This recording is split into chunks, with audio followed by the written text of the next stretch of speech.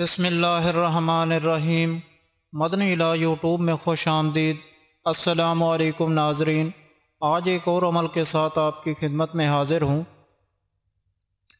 آج میں جڑواں بچوں کے خواہش مند جو لوگ ہیں وہ صرف 3 دن سورۃ کوثر کا یہ عمل میرے بتائے گئے طریقہ کار کے مطابق اگر کر لیتے ہیں تو انشاءاللہ تعالی شرطیہ ان کے ہاں جڑواں بچے پیدا ہوں گے۔ یہ آج کا عمل انتہائی طاقتور عمل ہے۔ اس عمل کو ہماری 2 بہنوں نے آزمایا ہے اور اللہ پاک نے انہیں جڑواں بچے عطا کیے ہیں۔ یہ عمل کرنے سے نہ صرف اللہ پاک آپ کو اولاد دیں گے بلکہ آپ کو جڑواں بچے بھی عطا کریں گے۔ یہ بے اولاد حضرات کے لیے بہت ہی خاص تحفہ ہے۔ سورۃ کوثر کے بہت سے وظائف ہم نے اپنے چینل میں اپلوڈ کیے ہیں اور تمام وظائف پاورفل ہیں، اور جو بھی وظیفہ آپ اگر کرتے ہیں اولاد کے لیے تو اللہ پاک آپ کو بہت جلدی اولاد کی خوشخبری عطا کر دیں گے۔ تو یہ آج کا وظیفہ صرف 3 دن کا وظیفہ ہے اور یہ انتہائی طاقتور عمل ہے۔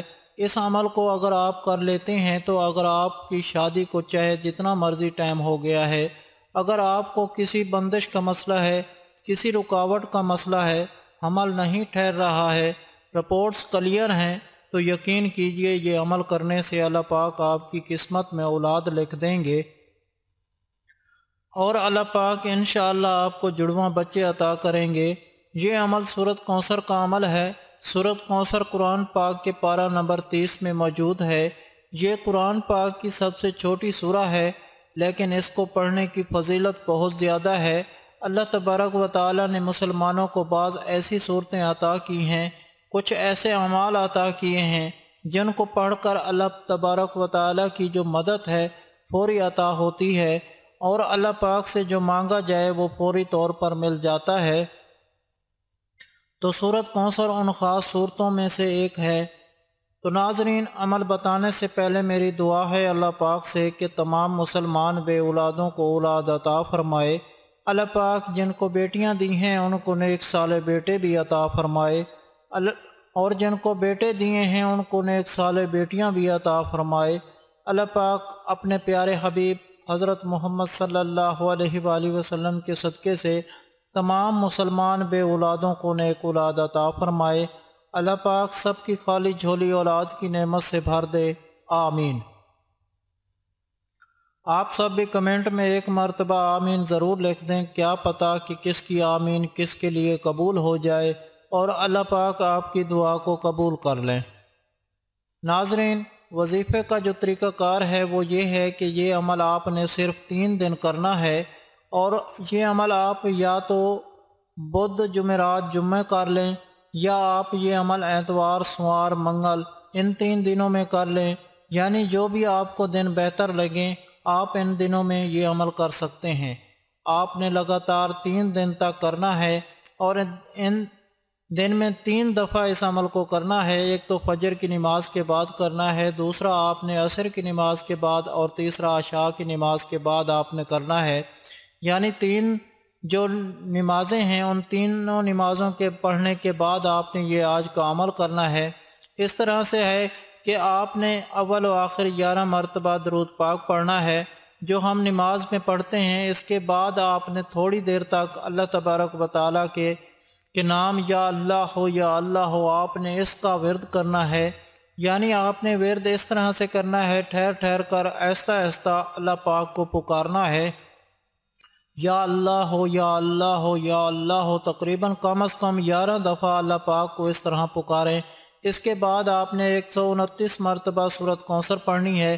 اس کے بعد آپ نے اللہ تبارک و تعالیٰ کی یہ 2 نام ان کو آپ نے پڑھنا ہے۔ اس طرح سے ہے یا اللہ ہو یا شافی ہو یا رحمان ہو، یا اللہ ہو یا شافی ہو یا رحمان ہو۔ آپ نے ایک تسبیح 100 دانوں والی اللہ پاک کے ان 2 ناموں کی پڑھنی ہے، اور اپنی آنکھیں بند کر کے آپ نے اللہ پاک کے ناموں کو پڑھنا ہے، اور آخر میں پھر تب درود پاک پڑھ کر حضور نبی پاک صلی اللہ علیہ وآلہ وسلم کے وسیلے سے آپ نے دعا کرنی ہے۔ ناظرین، اگر آپ یہ وظیفہ جب 3 دفعہ کریں گے دن میں تو ایسا ہو ہی نہیں سکتا ہے کہ آپ کی دعا رد جائے، کیونکہ نماز فجر، نماز عصر اور نماز عشاء یہ تینوں اوقات اور دعاؤں کے قبول ہونے کے اوقات ہیں۔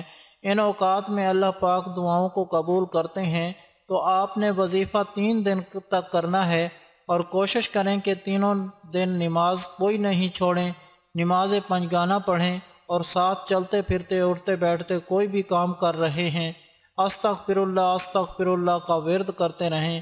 استغفر اللہ کو پڑھنے کی بہت زیادہ فضیلت ہے۔ حضور نبی پاک صلی اللہ علیہ وآلہ وسلم کا فرمان ہے کہ جب کوئی بندہ استغفار کو اپنے اوپر لازم کر لیتا ہے تو اللہ تبارک و تعالیٰ اس کے لیے ہر تنگی سے نکلنے کا راستہ بنا دیتے ہیں۔ اس کو وہاں سے مدد ملتی ہے کہ اس کے وہم و گمان میں بھی نہیں ہوتا ہے۔ تو آپ نے تینوں دن چلتے پھرتے اٹھتے بیٹھتے آپ نے استغفر اللہ کا ورد بھی کرنا ہے، اور آپ کا جو مقصد ہے اولاد کے لیے اس کا تصور آپ نے اپنے ذہن میں رکھنا ہے، تو یہ عمل آپ نے کرنا ہے۔ ناظرین، اگر آپ لوگوں کو آج کا عمل پسند آیا ہو تو پلیز میرا چینل مدنی علاج کو سبسکرائب کریں اور ویڈیو کو لائک کریں اور اپنے دوستوں رشتہ داروں کے ساتھ شیئر کریں۔ اجازت چاہتا ہوں، اگلی ویڈیو تک اللہ حافظ۔ صلو علی الحبیب صلی اللہ تعالی علی محمد۔